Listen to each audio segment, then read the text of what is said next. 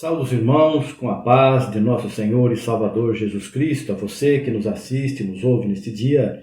Que Deus te abençoe, te dê sabedoria, discernimento e a direção do Espírito Santo também, junto conosco, para juntos examinarmos as Sagradas Escrituras, examinarmos a Bíblia, as Escrituras. Nós vamos hoje meditar no livro de Atos dos Apóstolos, examinar aqui o capítulo 11, o versículo 19 ao 30, sobre a pregação do Evangelho aos gentios em Antioquia. Então nós vemos aqui que os discípulos que foram dispersos por causa da perseguição, que depois da morte de Estevão, houve uma grande perseguição, eles passaram por vários locais, Fenícia, Chipre, Antioquia, e não anunciavam a ninguém o Evangelho, mas somente aos judeus. E havia entre esses homens, síprios e cirenenses, os quais, entrando em Antioquia, falaram aos gregos, anunciando o Senhor Jesus. Pregaram o Evangelho aos gregos. E a mão do Senhor era com eles, porque Deus havia mandado pregar o Evangelho para todo mundo. Não era só para os judeus, Mandou para todo mundo. Eles estavam meio temerosos ainda. O Pedro já tinha ido pregar para Cornélio, ele, relutante, ele foi e viu que os irmãos lá receberam o Espírito Santo. Ele falou: pode alguém porventura negar água, o batismo a esses que assim como nós receberam o Espírito Santo? E foram batizados em nome de Jesus e receberam o Espírito Santo, tinham recebido o Espírito Santo. Então, mas esses daqui não sabiam disso ainda. E a fama, a mão do Senhor era com eles, e grande número creu e se converteu ao Senhor. Se converteu ao Senhor, aceitaram o sacrifício de Jesus Cristo para a salvação deles, Foram lavados e remidos no sangue do Cordeiro. E a fama dessas coisas chegou aos ouvidos da igreja que estava em Jerusalém, e enviaram lá Barnabé para Antioquia. Quando ele chegou e viu a graça de Deus, se alegrou, exortou a todos que permanecessem no Senhor com propósito de coração, porque era um homem de bem e cheio do Espírito Santo e de fé. E muita gente se uniu ao Senhor. Ele não chegou lá pedindo dinheiro, ele não chegou lá construindo templos e igrejas. Não, vocês permaneçam no Senhor. Ele fez segundo o Espírito Santo. Aí Barnabé foi para Tarso, buscou Saulo e achando-o, conduziu para Antioquia junto com ele. E ali sucedeu que todo um ano se reuniram naquela igreja e ensinaram muita gente. Se reuniram naquela igreja. Que igreja? Não tinha igreja, não tinha... Igreja é a reunião das pessoas. Se reuniram ali. E todo um ano se reuniram naquela congregação, naquele local, naquela igreja. Igreja é a reunião das pessoas. Não tinha um templo que eles haviam construído. Acabaram de receber o conhecimento da palavra, foram batizados, receberam o Espírito Santo. Não tem, vamos construir um templo aqui e fazer. Não tinha disso. E aqui ele continua, E ensinaram muita gente. E em Antioquia foram os discípulos pela primeira vez chamados cristãos. Então ninguém conhecia os servos, as servas de Deus como cristãos. Eles foram chamados cristãos aqui pela primeira vez. E nós, cristão aqui, definição, é aquele que segue, obedece a Jesus Cristo. Então assim nós também somos cristãos. E se somos cristãos, somos irmãos de todos os que são cristãos, independente de terem mais ou menos conhecimento do que nós. Mas o cristão, ele tem amor, tem paciência, tem sinceridade. Ele faz tudo conforme o Senhor Jesus tem lhe mandado, tem nos ensinado. E naqueles dias desceram profetas de Jerusalém para Antioquia. Então você vê lá, quando Deus, o Espírito Santo, repartiu para cada um, o Senhor Jesus repartiu pelo Espírito Santo a cada um segundo o que queria. Então deu uns para apóstolos, outros para profetas, outros para pastores, outros para doutores, evangelistas, distribuiu ministérios, dons de cura de enfermidade, línguas estranhas, interpretação, visões. Então são ministérios e são dons que foram distribuídos para todos nós. Nós temos dons. Por isso precisamos com zelo procurar saber o que Deus colocou para nós fazermos. A parábola do senhor de uma grande área lá, que contratou gente para trabalhar a vinha. É mais ou menos isso, né? Um faz uma coisa, outro faz outra, outro faz outra. Então nós fomos contratados pelo Senhor Jesus, Ele nos comprou com seu sangue e nos colocou para trabalhar. Negociai até que eu volte. Estamos negociando almas, né? Negociando almas para Jesus. Não é para nós, nem para igreja nenhuma, é para Jesus Cristo. Nós somos a igreja.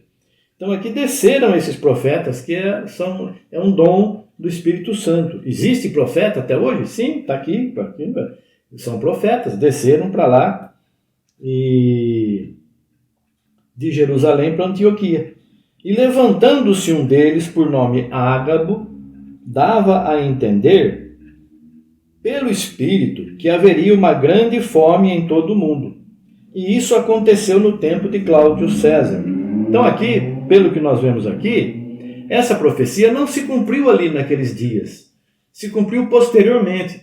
E quando se cumpriu, lembraram da profecia do irmão Ágabo. Lembra o irmão Ágabo, profeta? Ele profetizou que haveria uma grande fome em todo o mundo.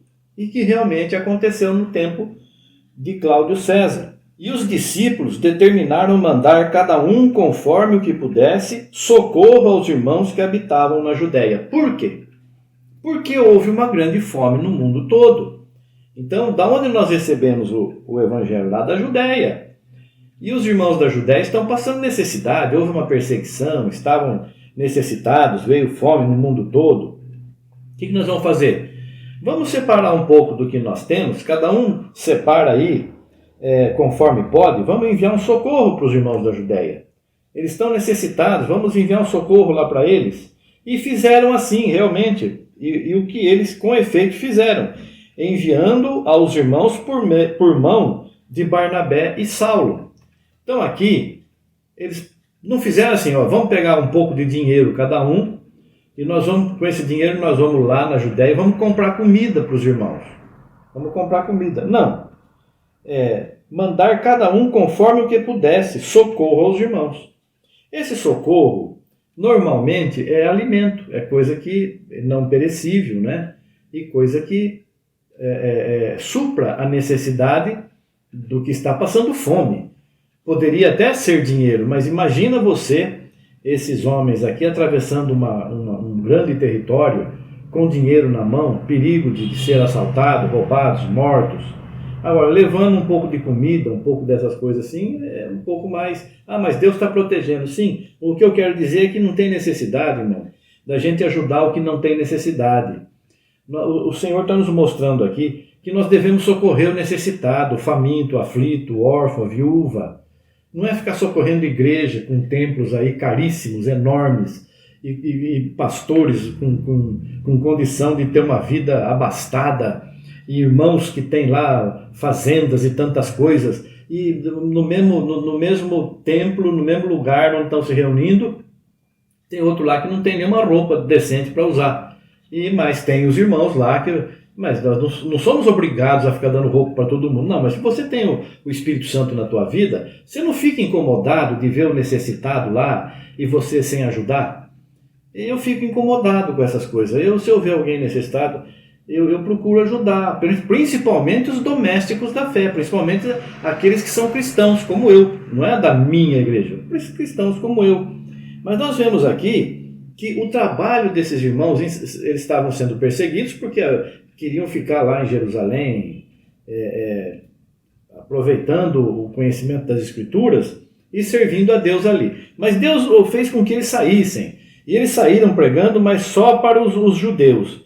E depois, dentre eles, os gregos acabaram ouvindo também.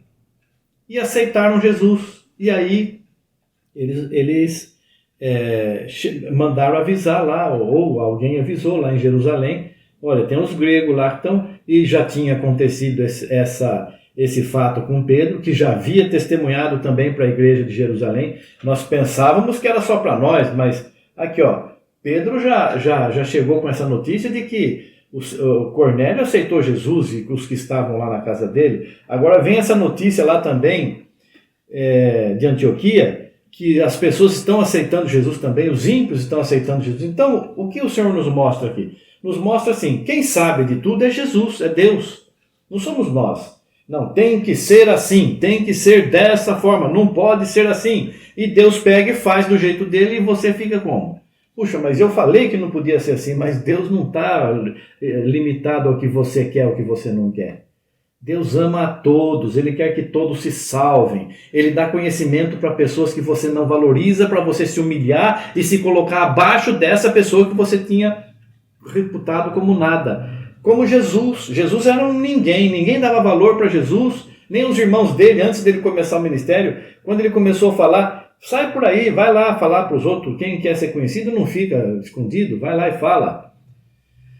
De repente, esse Jesus que os escribas, os sacerdotes, os fariseus e tudo mais, saduceus, não davam valor, de repente esse homem faz o quê? Começa a levantar defunto, começa a fazer cego enxergar, mudo falar, aleijado andar, restabelece a mão seca de uma outra pessoa.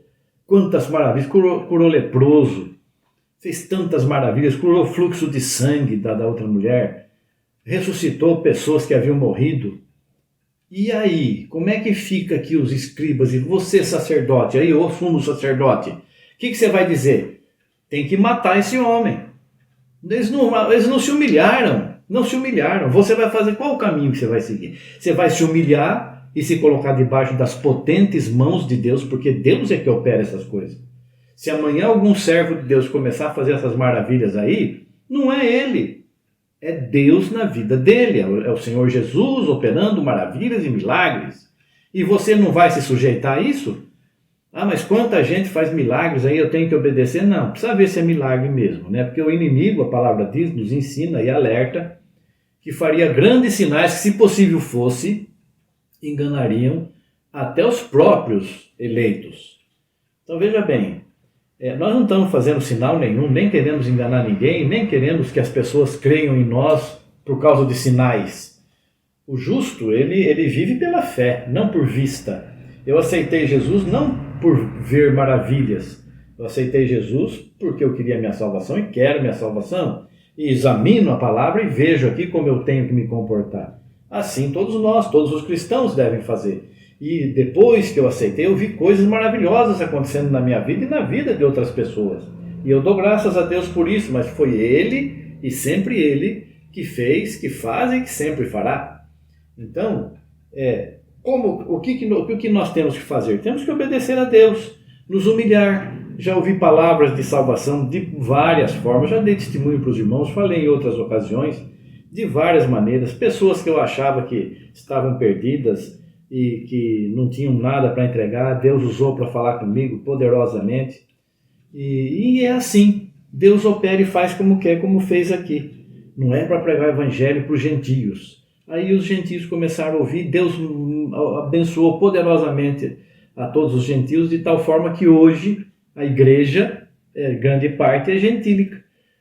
Ainda que não existe mais gentil e judeu, dos dois povos fez um. Mas dificilmente você vê um judeu aceitando Jesus.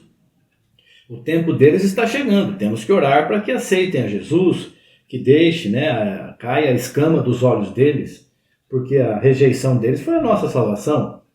Mas agora nós vemos ainda judeus querendo fazer com que o cristão entre para cristão judaizante.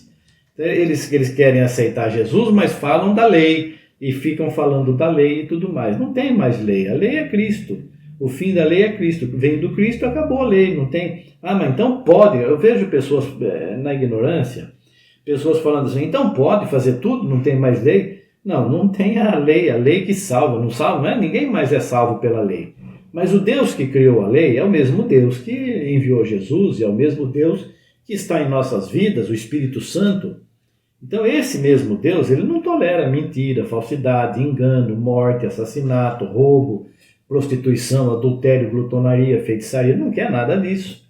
Mas não é por não fazer isso que eu vou ser salvo. Eu vou ser salvo por aceitar Jesus, por amar a Jesus, por amar a Deus, por não fazer nada contra o próximo que lhe faça mal.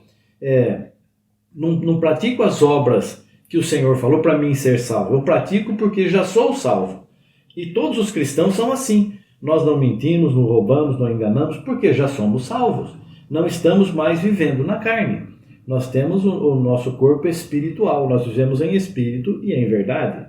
Então, todo cristão tem que ser assim. Não vamos ficar preocupados com o que a carne precisa, vamos ficar preocupados em alimentar o nosso espírito, para fortalecer o espírito para a glória de Deus e nossa salvação. Então, irmãos, saiba que Deus faz tudo como quer. Nós temos os nossos pensamentos, as nossas vontades, vou fazer dessa forma, mas se de repente começar a acontecer diferente, ore a Deus. É a mão dele, muitas vezes, que está fazendo diferente do que você quer ou do que você pensa.